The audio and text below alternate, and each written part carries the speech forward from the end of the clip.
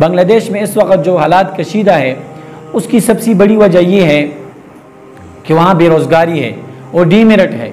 शेख हसीना जो कितनी सालों से बांग्लादेश के पीएम रही और अब भी पीएम है, लेकिन वहाँ मेरिट नहीं है, वहाँ उसूल नहीं है।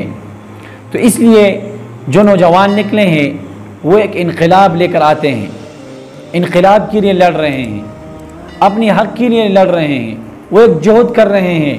उन्हें तो हम सलूट पेश करते हैं क्योंकि वो कोटा सिस्टम के ख़िलाफ़ लड़ रहे हैं। और इस वक्त बांग्लादेश के पीएम शेख हसीना ने फ़ौज को ये आर्डर दिया है, शूट करने का आर्डर दिया है, वहाँ कर्फ्यू नाफिज है और हमारे बांग्लादेश भाई जो हैं वो तकरीबन 200 के लगभग शहीद हो चुके हैं।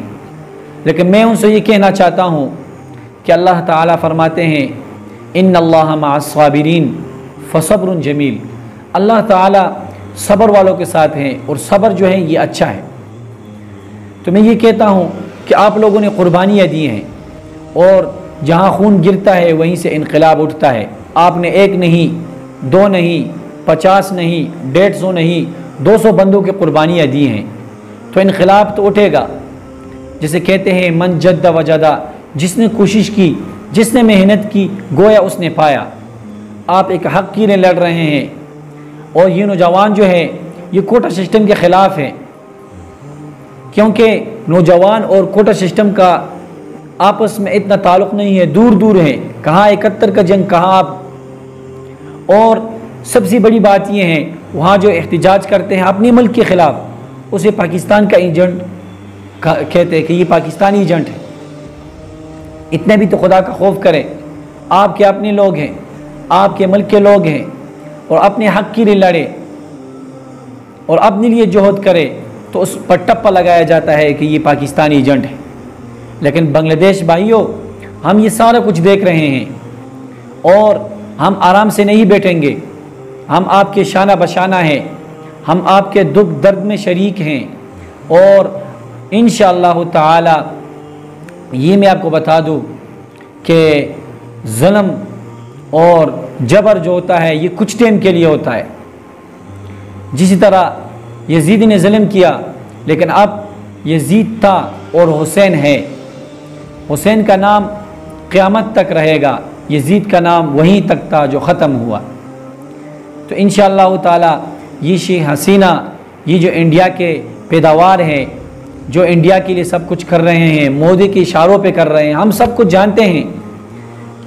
हमारे अच्छे भाई थे, हमारे साथ थे और ये किसने अलग किया हमसे। ये शेख हसीना के ख़ानदान 1971 से पहले भी पाकिस्तान के ख़िलाफ़ था और अब भी हैं और जिस इशारों से ये आ रहे हैं हमारे बांग्लादेश भाइयों पे ज़ुल्म कर रहे हैं। लेकिन ये ज़ुल्म आखिर कब तक होगा? इनक़लाब ने तो आना है।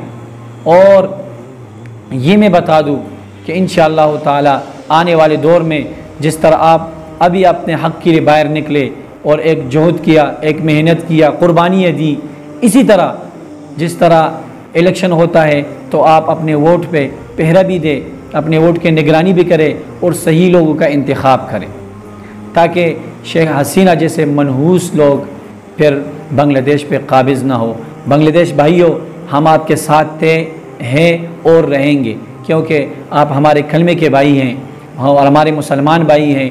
आपके दुख, आप पे जब दुख आता है, आपको जब दर्द होता है तो वो दुख हमें होता है, वो दर्द हमें होता है। आपको जो चोट बांग्लादेश में लगती है वो हमें पाकिस्तान में लगती है।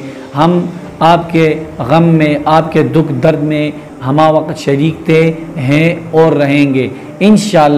इंशाअल्लाह वो दिन दूर नहीं है कि बांग्लादेश पे जो ये काबिज़ टोला है, जो इंडिया के ग़ुलाम है, वो इंशाअल्लाह अन क़रीब सफ़ा हस्ती से मिट जाएंगे।